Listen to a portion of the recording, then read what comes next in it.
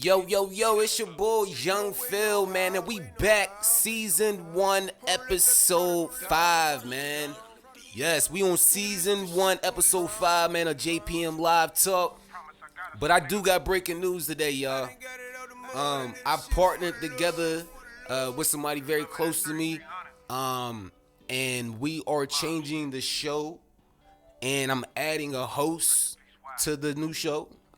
So starting next week, this gonna be the last episode here in Pittsburgh, y'all, just to let y'all know. All right, so the next episode won't be out until Tuesday night, but Tuesday night we will be live worldwide on YouTube, and the premiere starts at 9 p.m. Eastern time. So 9 p.m. Eastern, go to youtube.com/YoungPhilMusic, JUNGPHIL. And the new show will be called JP and Uncle Mo Real Convo. So make sure y'all write that down. Make sure y'all get familiar with the name. It's called JP and Uncle Mo Real Convo. It will be starring me, Jung Phil, and my uncle, Uncle Mo. You know what I'm saying? We're going to be doing this live worldwide on video on YouTube. We're going to have posted videos, live videos. There's a live chat room in there. You can also go to Apple Podcasts, Google Podcasts, or podcast.com, Anchor as well to find our podcast show. It's going to be lit. It's going to be lit, y'all. So we are counting down, man. We are halfway through this week, and you know today is hump day. It's Wednesday, man. We're halfway through this week. It's the 25th. I got, 5-6 more days. 5-6 more days, man, to this new transition. So I'm pretty excited, man. We, been packing up and everything, ready to go and start this new journey. And I thank everybody for the love and the support through this transition right now. But we got a lot of news to talk about today, man. Since last episode, y'all, we got a lot of news to talk about. We got some new updates on your boy 6ix9ine, man. You know, Tekashi's in the news always. We got some new crazy update. This is like the plot twist and Power. And you're like, oh my God, I didn't think that was gonna happen. You know what I'm saying? This shit is crazy. What I'm gonna talk to you about. We got some new NFL updates. Some crazy news. Somebody's going back to college. I'm not gonna say yet, but if you can guess, there's an NFL player who's been in the news a lot lately, and he has decided to go back to college. So we'll talk about that. We're going to talk about Trump. We're going to talk about PD Trump. You know we got to talk about this nigga's getting impeached. So we're going to talk about that, man. I got some other news to talk about. What I'm going to do is, though, right now, I want to go live on a phone call. I told my twin brother, Junior, he's in Brooklyn right now. You know what I'm saying? So I'm going to call him. I'm going to call him right now. We're going to get him live on the phone real quick. I got this on speaker. Y'all should be able to hear it.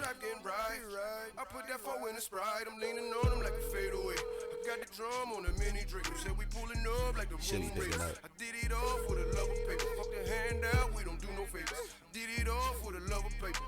If he don't pick up, I know he'll call me right back. Yo, what's up, bro? Yo, what up, man? Chillin', man. You live with us online right now, man. I told everybody I was calling my twin brother Junior in Brooklyn. You know what I'm saying? This is my brother right here, y'all. This is Junior. You know what I'm saying? Yeah. New York, nigga. You dig? Brooklyn all day, baby. Yeah, you heard me? So I got my brother online, man. What you want to talk about real quick, bro, before I get into the rest of these segments? I don't know, man. What up? Don't matter. Hey, yo, man. I appreciate the support that you're doing for me in the show, man. And you know what I'm saying? Me and Uncle Mari, we about to really turn this shit up when we get down to the Carolinas, man. It's going to be crazy. Yeah, man. So make sure you hold it down for us, bro. When you come down to see us down in the Carolinas, we're going to definitely get you on air with us down there as well. What was that? Solid, bro. All right, bro. I'm about to get back into this segment, man. As soon as I get done with this episode, I'm going to send it over to you guys, all right? Yeah, my bad, bro. I'm just working, so I'm listening. Check out the other episodes where I do this one, bro. I'll hit you in a minute, all right? All right, peace. All right, y'all, that was my twin brother, Junior, man. Love that nigga, man. Love you, bro. Shout out to my big brother, Maurice, down in Florida, holding it down. Shout out to my uncle in the Carolinas, my family throughout Jersey and Philly, man. So basically, yo, let's get actually before I start to get into this news, y'all, that who y'all hearing the back down right now is my nigga Pimp, man. HI Sugar Top 3300 block, you heard me? That's one of like he's like a brother to me, man. That's one of the artists that I produced out here in Pittsburgh. He's held me down since day one. Him, his family, Smooch and Rappy. You know what I'm saying? The first song was Fetty Roy. So I'm actually everybody know I'm a producer. So what I'm doing is I'm promoting. Normally I play just instrumentals in the background, but I kind of want to do something different. Play some of this music of these artists rapping in the background that I've been working with. All the songs you hear today is all the artists that I work with. These are the songs that I produced for them. At the last song I think we have on this segment will be me and my brother, you know what I'm saying, Beam, our record called Problems, which is available worldwide on all digital platforms. So make sure y'all check this out.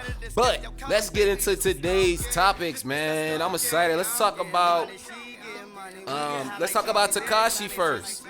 So, hold on, guys. Let me get them to turn down this background a little bit, y'all. So we got some new news about Tekashi, y'all. Alright. Come to find out. This is breaking news, okay? From Inner City Press, which is journalists in New York. And other big sources have confirmed this as well. Tekashi was not the snitch.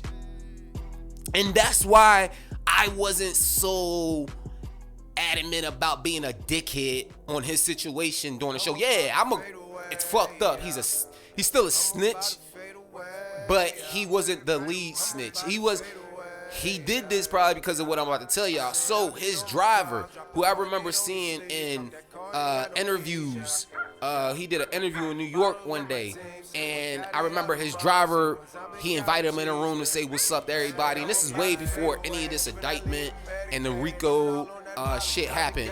But his driver got arrested, right, by ICE. Everybody know ICE is the immigration police pretty much. So they had the ICE raid. He was one of them that got picked up. He got picked up by ICE, and they know that he has associates with 6ix9ine. And the feds were already investigating. They were already investigating, allegations towards 6ix9ine and the Nine Trey Bloods and Shoddy and Murder Mill and all those guys. They were already investigating these guys. I don't know why. Obviously they were doing something that caught their attention, but a lot of it is going to have to do with the social media part of it. Now I'm going to say this right now. I don't like DJ Academics, and I hope the motherfucker hear this. I don't like him. You know what I'm saying? I think he's the biggest rat in this motherfucking industry.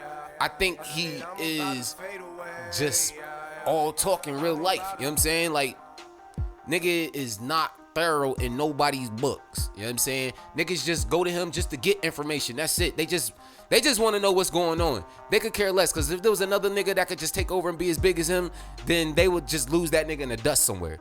You know what I'm saying? But I think Academics had a lot to do with the postings that he would put up on IG all the time, of the shit that 6ix9ine, Tekashi was doing with his gang members. You know what I'm saying? His crew. You know what I'm saying? So, back to the main subject is about the driver. So he decided to cooperate with the feds, and they said, okay, you the driver, we're going to place these hidden cameras and these hidden audio devices inside of this vehicle. And I don't want you to say shit to them and da-da-da-da-da and all this, you know what I'm saying? So he becomes an informant. He's a confidential informant now, right?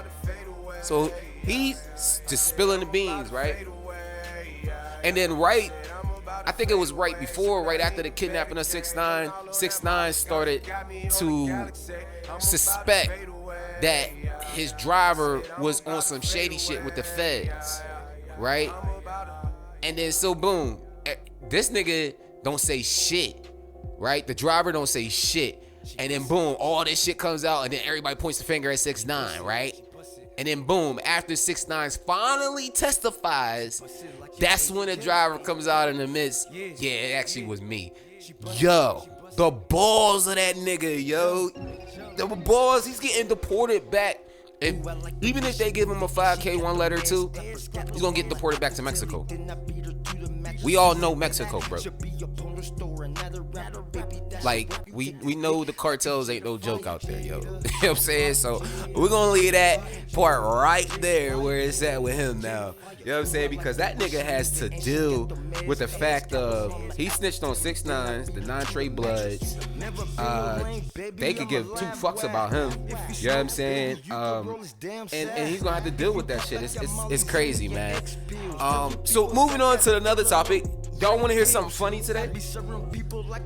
Hip-hop rapper Jung Phil sentenced to 12 months in jail for throwing banana pudding at his girlfriend. Yes, I actually said banana pudding, yo. This nigga got fucking 12 months in jail for throwing banana pudding at his girlfriend. Do you understand how fucked up and far off the justice system really is to give a man 12 months in jail for throwing banana pudding, right? Now, he didn't serve 12 months. He's still actually incarcerated right now. Basically, what they did was they broke it back down. They gave him 70 days. He's done 21 days, right? So he has like another, 49 days left. He's not gonna do the whole 12 months. But the fact that a prosecutor and judge agree and give somebody 12 months for throwing some puddings, niggas is out here beating they girls up, getting out on bond 2-3 days later, go in front of judges and don't do no more jail time. And this nigga threw some pudding. Like, that shit don't even make sense. You know what I'm talking about? That shit don't make sense, yo, at all, man. But that's the justice system. That's how this shit work. It's fucked up. And, it is what it is, y'all. So the next topic of business I want to talk about is Trump, man. Impeachment. Everybody go to Twitter, Facebook, Instagram, Snapchat, whatever social media you on, and make sure you put pound impeach Trump. Yes, it is finally a real thing after almost going on 3 years now, y'all. It is a real thing now. Trump is in the process of being impeached. There was a situation with a whistleblower recently, which discovered information of Trump having a conversation with a Ukrainian president, I believe, about his rival candidate for presidency, Vice President Biden. And he basically asked Ukrainian to interfere and investigate Biden and his son. Which is illegal to do as a president, and let alone all the other illegal shit he's done and gotten away with. So there was over 160 Democrats. Actually, let me stick to the number I know for sure. 155 Democrats that voted to move on with the impeachment process, and Nancy Pelosi, finally, our House Speaker for Democrats, has agreed for an impeachment process as well. Is it going to happen? It's a possibility. It's a big possibility now. When will it happen? If it happened, I think it would be around October, November. So, if we're going to talk about seeing Trump out of the office and impeached, it would be, I would say, at least October, November, when that situation would happen, due to litigations, court processes, scheduling of things, hearings. There's a lot of shit in the background that has to be done for this to actually happen. The last president that was impeached was Bill Clinton, and I was like a kid. Like I was damn near a kid. So I can't really, I don't really know too much about that because I wasn't doing podcasts. I'm not this old and have this much information, obviously, but that was the last president that got impeached, man. So Trump's almost out of here, man. Let's give it a big round of applause for the biggest donkey in the world, as Charlemagne would say, the biggest weirdo. Let's give it up for Orange Boy, man. High C Soda, Trump. He's out of here. He is out of here, man. So I do got some NFL updates right now. Ben Rosenberg did have surgery on his elbow successfully in Los Angeles, which was, I don't understand why they flew him out there, but maybe that's a part of the process with doctors he worked with. But he had successful elbow surgery in Los Angeles Monday. And he is saying that he will return next year and be in the best health that he has ever been in, and is ready to bring the Pittsburgh Steelers back to the Super Bowl. Do I honestly think they are buying into a 3-year contract with him? Doesn't mean they have to start him. I don't know if that's true or not. I don't think they have to start him. Now, I think that Mason Rudolph is not living up to the potential that everybody thought. I think it was a bad decision for them to trade Dobbs.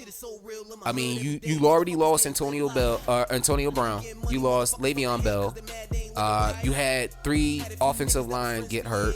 Connor constantly keeps getting hurt. Ben's completely out for the season, and you trade Dobbs for and start Mason. It's not a good decision, I think, at all. They need to get their shit together. You know what I'm saying? And, that's just not the only NFL team that need to get their shit together, man. And I even say this about my own team, Philadelphia Eagles. We lost 2 games that we shouldn't have lost. And it wasn't Wentz's fault. Aguilar had a lot to do with that. And some of the offensive line and defense didn't play up to par. There was some fourth down decisions that Doug Peterson made. I was skeptical about, still am. I didn't agree with him because we had chances to be up by 3 points. We had 2 field goal attempts that we could have made, which would have put us up by 3 points. Even with the last 30 seconds of the game left, he could have actually went for a 3-pointer for a field goal, and we could have tied the game and went into overtime, which could have led to something different for our win too in the last Sunday game. So, it is what it is. These coaches, this season has been one hell of a season, very something different. And I'm looking forward to next week, man. We got a big week coming up. I have a wing contest not this Sunday, but next Sunday with my uncle. We're doing a wing contest, so I'm looking forward to that. It's gonna be fun, man. We're wrapping up this episode, y'all. This is the last episode that I will do here in Pittsburgh. I'm gonna miss this city. I'm gonna miss everybody out here. I love everybody for all the love and support. From the Hill District to the South Side to the North to the East to the West. It's been an amazing journey out here for the time I've been here, and I love everybody. I support everybody in their businesses. I hope you guys support us. This is your boy Jung Phil, man. This is JPM Music. You heard me? Jung Phil. Alright, Money Bag Gang. We in the building, man. This is season 1, episode 5, and I'm signing out. You heard me? Word to the left lane, heading hunter on the dash, everybody know the name. Beam and JP about to fuck up this track, cause these niggas is whack. Down in the track, we spin it and flip it and get it right back.